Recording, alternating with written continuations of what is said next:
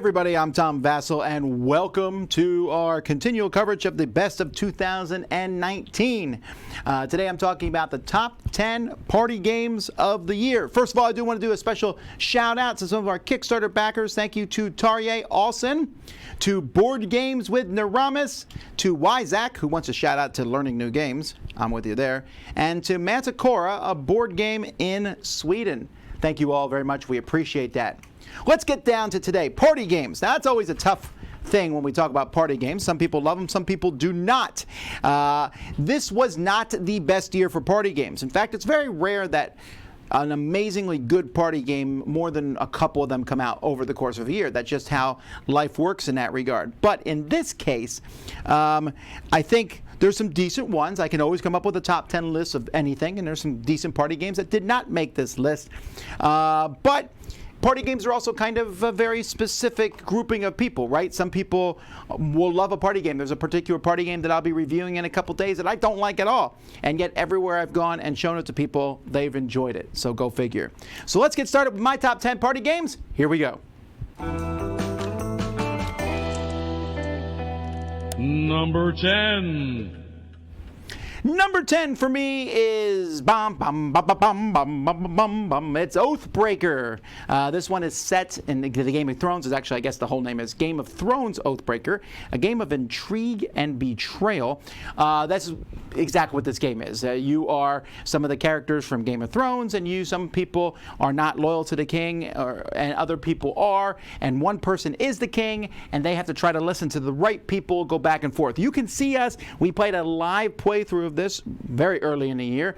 This is from the same folks who brought us Clank, Dire Wolf Studios, and it's a really interesting back and forth because it's not so much as it is kind of like a hidden traitor style game, but in this one, some of the players will eventually maybe be able to figure out who each other are and work together, and one person, the king, is kind of like a moderator, but they're also playing. They're also on the good person's side. It has a unique feel to it in these social deduction style games.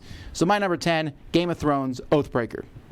Number 9. Number 9 is a word game. Just as a heads up, I include word games and party games in the same category. This one has word in the title, and that's Wordsmith. Wordsmith, which is incidentally designed by the same group of people who made Cosmic Encounter, uses little shapes. You can see some of them there in the picture. There's red, yellow, green, and blue.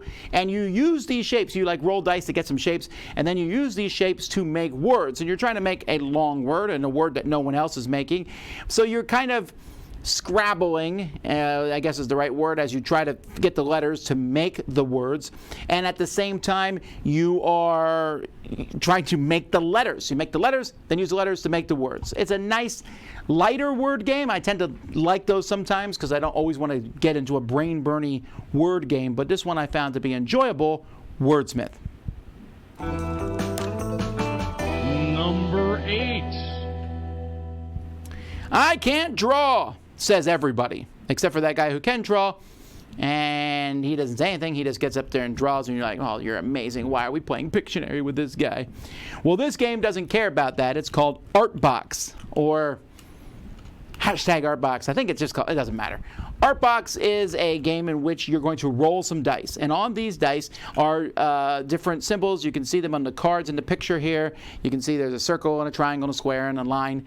And then you have a picture, simple picture, maybe it's a comb, a horse, an elevator, and you have to draw it with those symbols only, which is trickier than it sounds. I don't care how good of a drawer you are. If you have 3 triangles in a circle and you're told to draw a horse, have fun.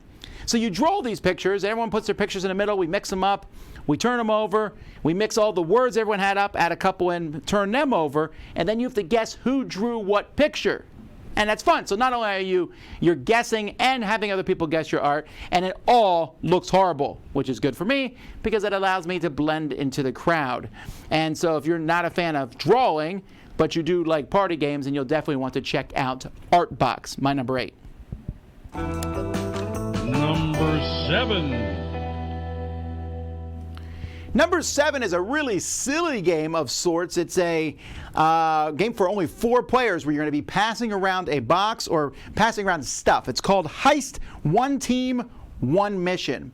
So in Heist, you have a bunch of different items in front of you, and you have this box that's ticking. It's a count it down game, and each person has a role, and it will tell you, okay, this person passed this item to this person. And so you're passing stuff around, and you're listening carefully, and at some point, if you have an item, you need to press a button. If you don't press a button, you'll lose at least some money, and so you're going to keep going until if you lose too many times, you get nothing. But eventually, the box will open up, and gold bars will spill out. And it sounds, when I saw it, it looked like a game you sell, at a big box store. And it is a game you sell at a big box store.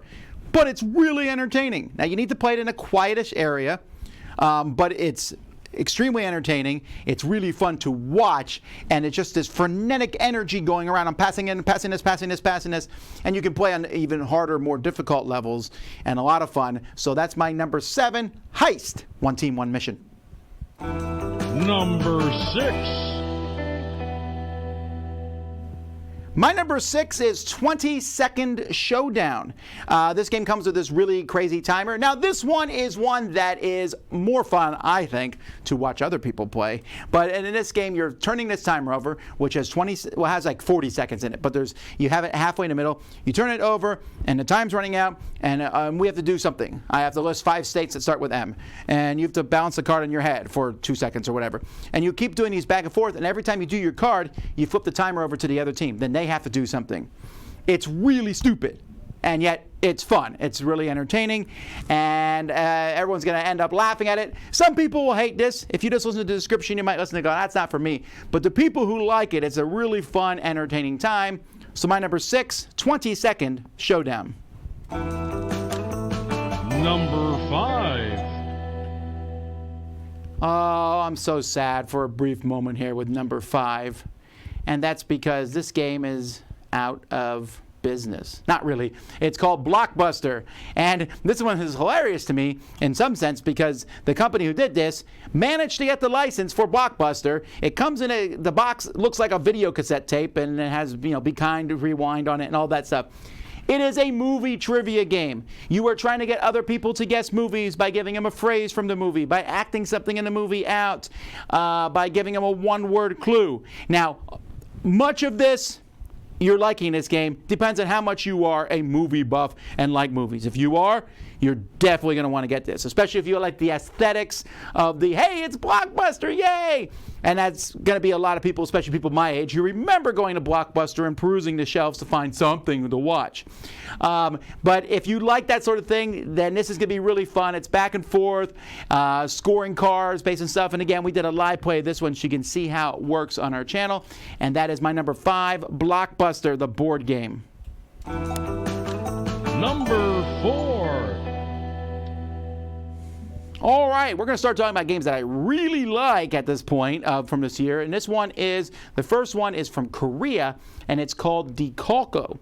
Now, what Koko is each person is going to get a picture that no one else can see, and you have it behind a plastic screen. And then you're going to trace that picture as fast as you can. As soon as you're done tracing it, you grab a card from the middle, and you'll cover it up. You cover up the picture, but not the tracings. Then you put all the tracings in the middle, and people have to guess what they are. Now, if you're fast, you'll get more points, but only if people guess what it is. So I can trace really sloppily, put it in the middle, and no one might guess what it is. I might take my time, but then I'll get fewer points. You also get points if you guess other people's correctly. And this works really well. It's a one-note thing, trace pictures as fast as you can. But it's something everyone has done in their life at some point, trace pictures, and it's something everyone can do. Again, I tend to lean towards art games that don't require you to be a good artist. And even the best artists, you try to trace fast. It's not as simple as you might think. And this game has some cool components, a ton of pictures involved, and it is a lot cool back and forth. We played this in our live 24-hour marathon, so you could watch how that goes there. That is Koko. Number 3. You tell me what my number 3 is. You don't know? Then apparently we're not thinking the same here. And number 3 is Medium. Now, Medium is one of those games that I think you could take to a party and just play with people. It has a scoring system in it. And honestly, the scoring system in Medium is just a way to get to the point. So Medium, you are going to have a card, and your opponent's going to have a card, and you're trying to, you see these 2 cards, and you're trying to both think of a word that somehow satisfies both cards.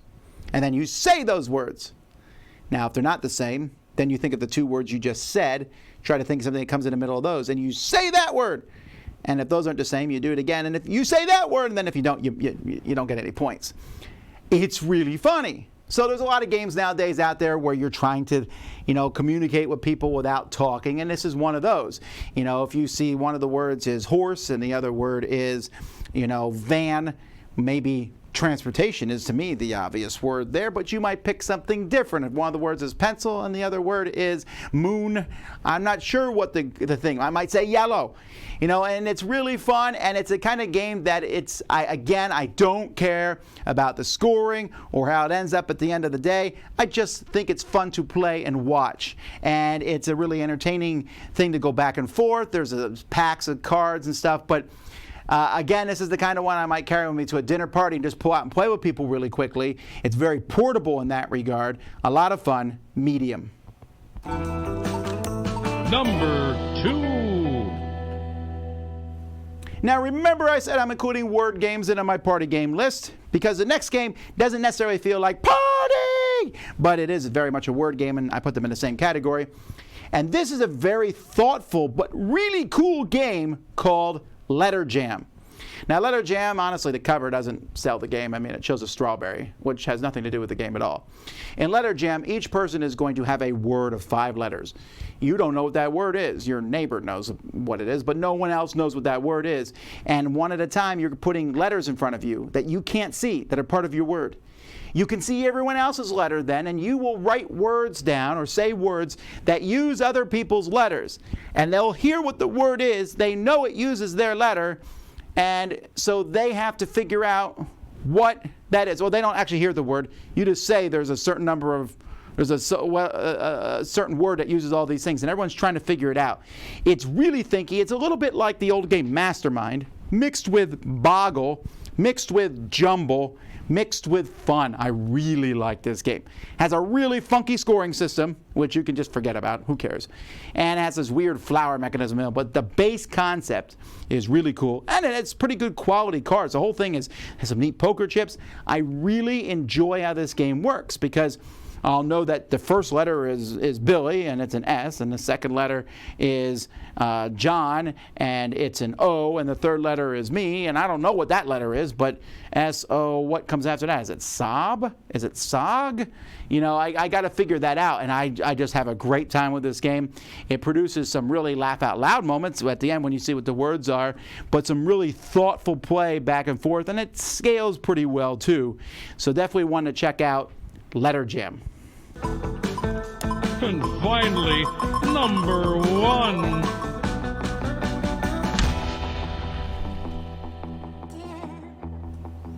Of all my lists, I think each year the party game list is the easy one. There always seems to be a clear front runner for best party game of the year, and 2019 is no exception to that. My favorite party game from 2019 is Wavelength. Wavelength is just an amazingly fun, unique, team-based game, team versus team. One person on the team is going to get this device, and they're going to have this kind of pie piece in the middle that's going to be randomly put there. They're then going to get a range. The range might be hot to cold, new to old, funny to humorless, something like that. And you put it there, and you know where that pie thing is. So if it's, tall and short, and you get Tom Vasel, and I'm going to say a clue, and I might say Tom Vasel if it's closer to tall. Now, not if it's all the way on tall, I'm not going to say Tom Vasel. That would be the Empire State Building or something like that. That's the tallest thing, or Mount Everest. But I'm also not going to put it on the short side, so you have to give a clue. It could be any clue. And everyone on your teammates listening to that clue thinking, where on that spectrum would he have put this? You're trying to be on the same wavelength as the person giving the clue. It's a very simple idea, and it works really well. And it's the kind of game the team has a discussion. Well, he said coffee's hot. I mean, coffee is hot, but it's not as hot as the sun. Well, yeah, no kidding. Well, then maybe we're going to move it up a little bit. And then the other team's going to guess whether your team guessed correctly. Simple game. It actually ends pretty quickly, and almost always I've seen it played at least twice in a row. This is a really, really neat game. I like it a lot. And that is Wavelength. So those are my top 10 party games. What are the things that I missed in here? Obscurio, I did not put on the list. I have not played Obscurio, actually, but I did not like the game that was based on Mysterium, so I did not have the chance to put on this list. But I'll come in here. Sam Healy says Obscurio. That's what he would have said, for sure, even though he's not a big fan of party games in general. Was there any other party games that you think I should have talked about? Here's your chance to tell me, and I might call them out. I love party games. In the Dice Tower library, we have 20 shelves of games. One of those 20 shelves is all party games.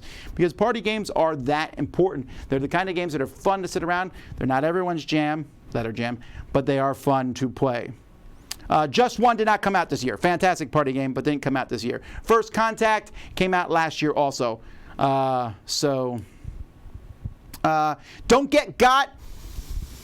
Don't Get Got is kind of the same game as many other games where you're just trying to do something, catch people doing it while, hey, I saw you do this, or you try to do something without people catching you do it. This is like the 5th variation I've seen of this game. I don't know. It's okay. Spyfall, Chameleon, they were last year. Detective Club was also last year. Detective Club was great. Magic Maze on Mars, someone mentions here. I don't know if I consider that a party game. It's certainly fun. It's almost in its own category, like speed games, and I would put them as another thing. I guess it could be considered a party game. We Are Doomed, or We're Doomed, or whatever. That's a little too silly for my tastes, although I can see people liking it a lot. And, all right. Well, that's what I got here. Thanks so much for watching. I'm going to be back in 45 minutes with Z Garcia, where we'll be talking. We're taking a look back at the end of the decade prior. Today we're taking a look at the year 2011, and you have a chance to participate there and tell us what you think about that year. I'll see you then. Until then, I'm Tom Vasel, and you've been watching the best of 2019 on the Dice Tower.